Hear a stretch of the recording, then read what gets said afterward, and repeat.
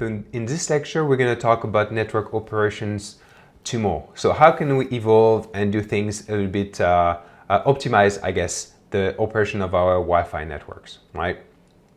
So the way it's going to work tomorrow or today, if you embrace the change, it's going to be more of a machine-to-machine interaction, right? So we're going to have a lot of automated process, a lot of scripting, so we can actually establish those connections from machine to machine, and this will help us a little bit to automate the process. We'll be leveraging scripting, APIs, and we'll go back and talk about APIs and what it is, but we'll be leveraging scripting, APIs, and any sort of language that will help us to actually interact with the machine a little bit better, okay? And establish that machine-to-machine communication, right? And then us as women, what we'll be end up doing eventually, just set up the rules, and then I guess our script, our programs will establish or perform the task for us. And we'll see what the advantages of that could be. And in terms of protocol, that's where we have a big shift and a big change. And we'll be using a lot of HTTPS, especially when we leverage APIs, which is, in my opinion, the easiest way to actually do Wi-Fi network automation. And then you could also use other protocol like gRPC, which is the Google version of the remote procedure call. And then you have protocol like netconf, redconf that are leveraged by Cisco, for instance, where you can actually use to interact with your network equipment, okay? So we'll have more model like this. Like I said, it's a machine-to-machine communication. It could be, the cloud to the access point. It could be a script to a controller, different machines interaction together. And we'll see how APIs works as well in the mix in order to make everything happen. Okay, so it's more an automated way of operating the network, and we'll use a lot of scripting to make that happen. So what are the pros and cons of this system? The pros is it's going to be easier for any network operation and network configuration we want to do. We can actually automate a lot of it, so we don't have to reinvent the wheel every time. We can establish our script and then reuse them over time. And because we have scripting, we can also speed everything up. So it makes the solution more scalable. So now if you need to deploy 1,000 sites, well, because you have a script to do that, you can actually speed up the process. And maybe instead of deploying everything over 2 years, now you can deploy over 2 months or 3 months, right? So you can actually speed things up for you delivering on your services to the business, right? And also automation and scripting also allows us to minimize the error rate, because we're asking a machine to do something. Then we know that the error rate will be lower as long as we're not introducing any errors while we do our scripting, and that's actually a important piece of it. But if we're testing our scripting, make sure everything works well, then we're actually minimizing the error rate when we go and implement the changes in the production environment. Okay. The cons is, I guess, as Wi-Fi engineers, we're gonna have to learn new skills. We're gonna have to learn APIs. We're gonna have to learn, what netconf is, what restconf is, and how do we create those scripts to interact with our machines, to create those machine-machines interactions. And that's a new skill that we need to learn as Wi-Fi engineers, right? So it's not really a cons. I see it more as an opportunity, something we can embrace as as Wi-Fi network engineers, and it's actually a really good time for us to get into programming, because we have a really nice use case. It's pretty much our day-to-day work is the use case. So anything you do on a day-to-day basis, you can try to think, okay, how could I automate this process? If I were to do a script, how would that work? And you can use that use case as you're studying and as you're learning, those new skills, okay? So a couple of examples I wanted to show you. So, we talked a lot about, the automation and I guess the high level view.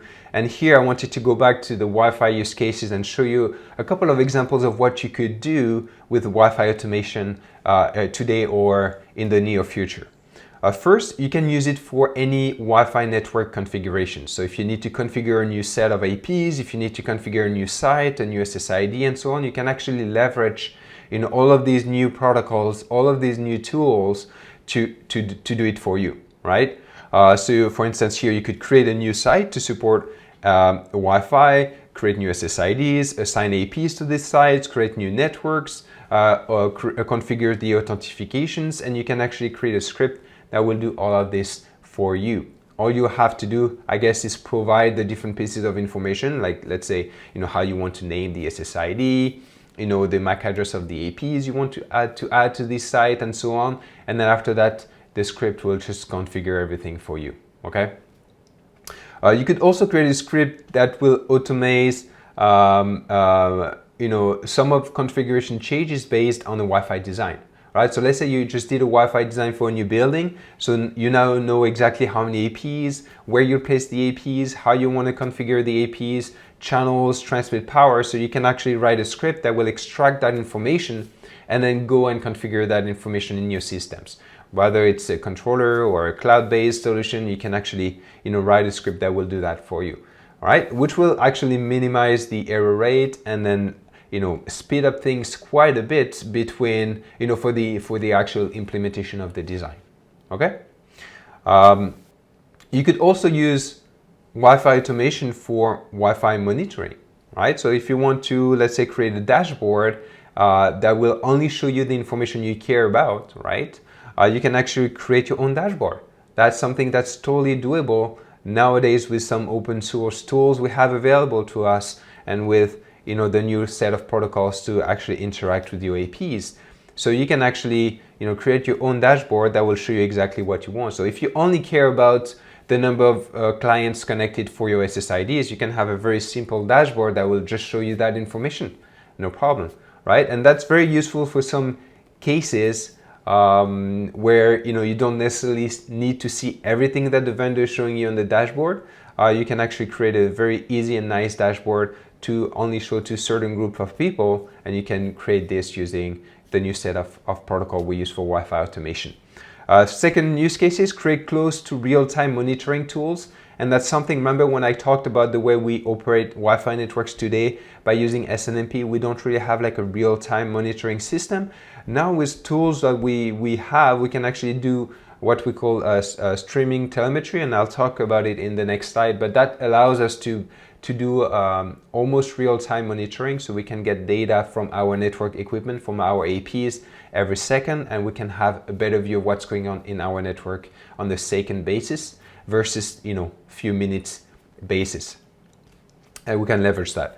You can also think about maybe creating your troubleshooting tools, Wi-Fi troubleshooting tools, right? Maybe you can create a tool that will perform some troubleshooting. Maybe that will look at a PCAP and analyze the PCAP and try to understand what's wrong in the PCAP, or maybe do a couple of easy check on the PCAP as you do some troubleshooting work, right? You can also create a tool that will perform a first layer of troubleshooting. So let's say you get called by a customer because Wi-Fi doesn't work and you want to know what's going on. Maybe you can have a tool that will just do a scan of what's going on and then give you a couple of things that could be wrong, and then you can use that as your starting point for the troubleshooting process. So you can actually use programming here and automation to actually help you in different aspects of your work, right? The configuration, the design, the monitoring for the operation, and the troubleshooting, which is pretty nice when you think about it. You can actually apply that to pretty much everything you do, right?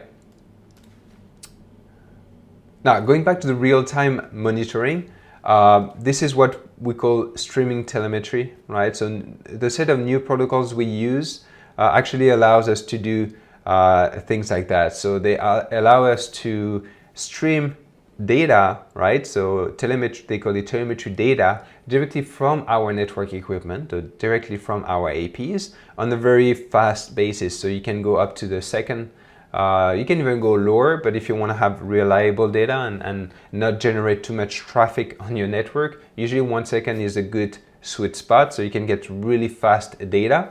And you can create your own dashboard to visualize the data and get close to real-time telemetry data on your network, monitoring on your network. So which is really good. And what you could do is based on those data, you can actually trigger events or you can trigger actions because everything is automated, everything is a script. So you could say, for instance, if AP1 is going down and I receive that data, then I trigger, an action and I create automatically a ticket, let's say in ServiceNow, that will tell me AP1 is down, and then I send an email to that specific person or I send a Slack message to Slack. You can actually integrate those different systems so you can, automate more than just the Wi-Fi piece of it, if you will, okay?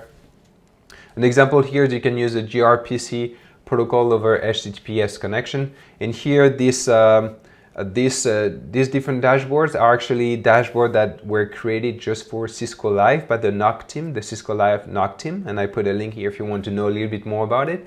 And they created those dashboards just for Cisco Live, and they're just showing them exactly what they want to do. And they have a lot of streaming telemetry directly from the network equipment.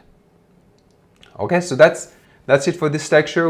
I was trying to give you a view of what you could expect to see in the future, taking advantage of the new set of protocols, the APIs, the scripting, and moving forward into your Wi-Fi automation journey.